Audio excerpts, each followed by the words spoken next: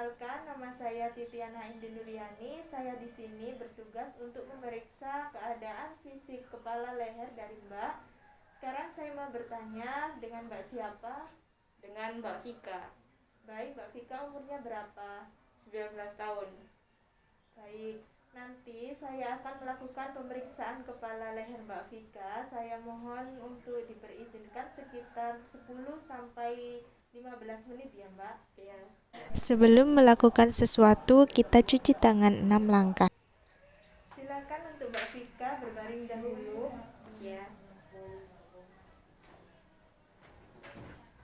Pertama, saya akan melakukan inspeksi untuk melihat keadaan kepala Mbak Vika ini simetris atau tidak. Permisi ya. Langkah awal untuk memeriksa kepala dan rambut. Selanjutnya Kemudian dilanjutkan dengan mengukur lingkar kepala pasien dengan menggunakan pita ukur. Kemudian saya menyuruh pasien untuk menggelengkan kepala dan menganggukkan kepalanya apakah ada rasa nyeri atau tidak. Dan hasilnya pun normal karena pasien tidak merasa nyeri. Langkah selanjutnya saya akan melakukan palpasi di area kepala pasien. apakah sakit? Tidak.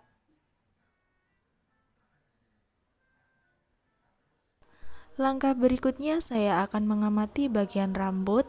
Saya akan mengidentifikasi warna dari rambut pasien, cara menjaga kebersihan rambut, dan juga saya akan mengidentifikasi bau rambut pasien.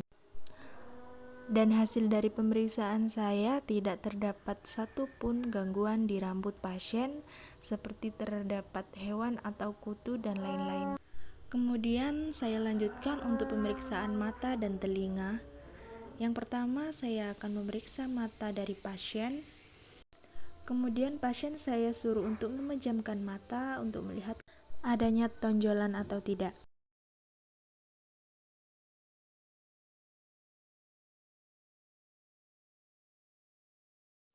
Dilanjutkan dengan pemeriksaan konjungtiva dan sklera.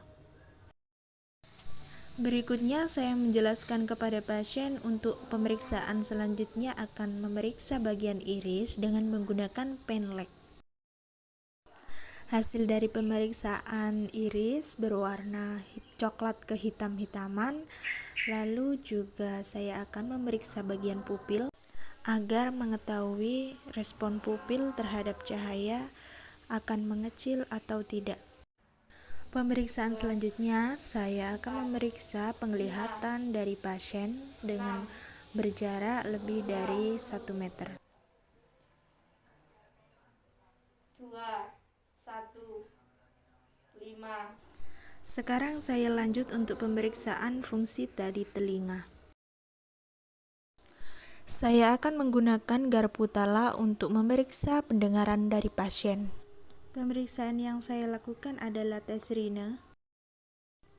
Hasilnya sangat baik karena pasien dapat mendengarkan dengungan dari garpu tala.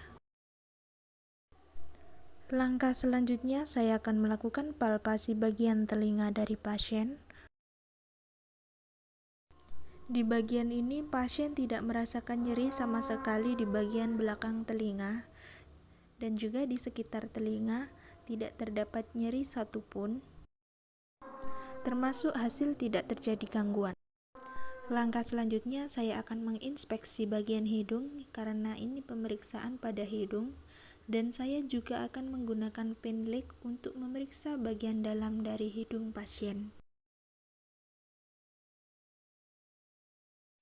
Lalu saya memeriksa bagian penciuman dari pasien dengan menutup salah satu lubang bagian kanan atau kiri.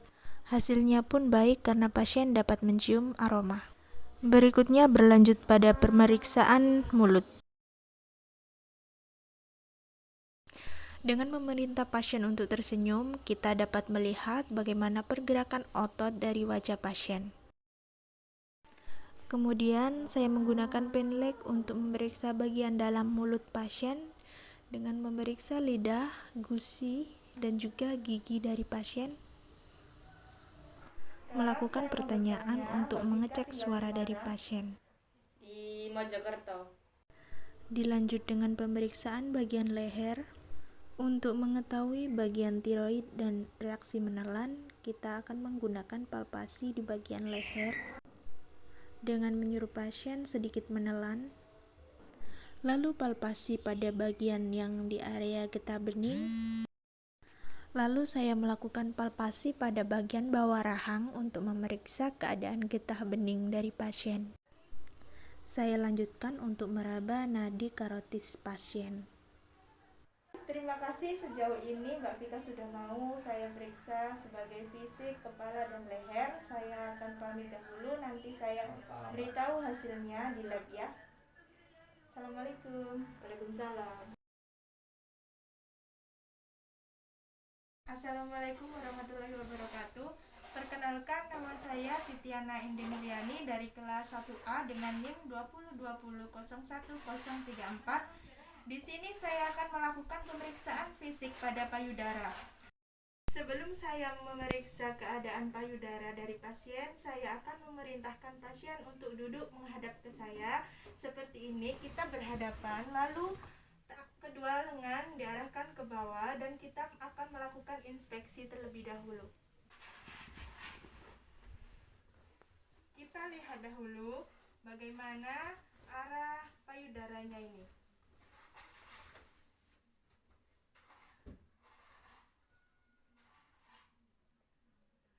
Saya rasa hasilnya normal karena saya periksa hasil dari payudara kanan dan kiri ini menunjukkan bahwa sinkron dan keduanya ini sejajar, sama rata.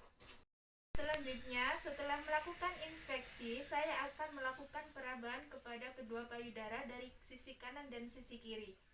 Lalu saya akan meraba dengan menggunakan metode mengular atau seperti obat nyamuk. Saya akan meraba perlahan.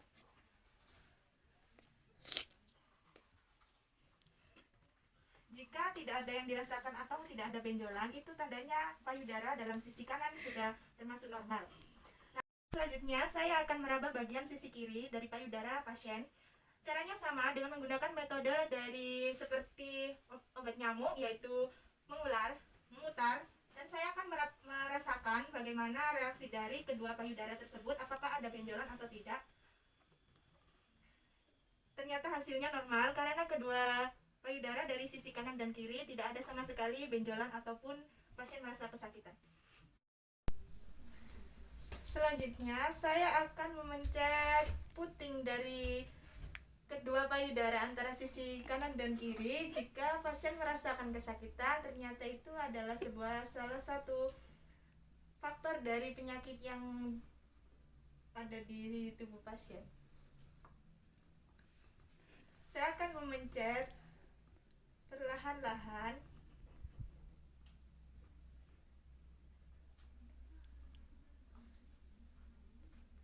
dan menyamakan antara kanan dan kiri. Saya juga akan memencet puting dari pasien. Dan hasil dari pemeriksaan semuanya normal karena saat saya pencet tidak ada keluar cairan maupun apapun yang keluar dari puting pasien. Selanjutnya saya akan meminta pasien untuk menghadap ke depan dan saya akan berada di belakang pasien tepat, dan saya akan meraba dari sisi atas payudara. Jika saya terasa ada benjolan, yaitu benjolan dari getah bening pasien, saya juga akan menyuruh pasien untuk sedikit menunduk. Tetap akan saya raba dari sisi kanan dan kiri, saya akan merasakan ada perbedaan atau tidak. Pemeriksaan fisik payudara sudah selesai dan saya akan mengucapkan wassalamualaikum warahmatullahi wabarakatuh.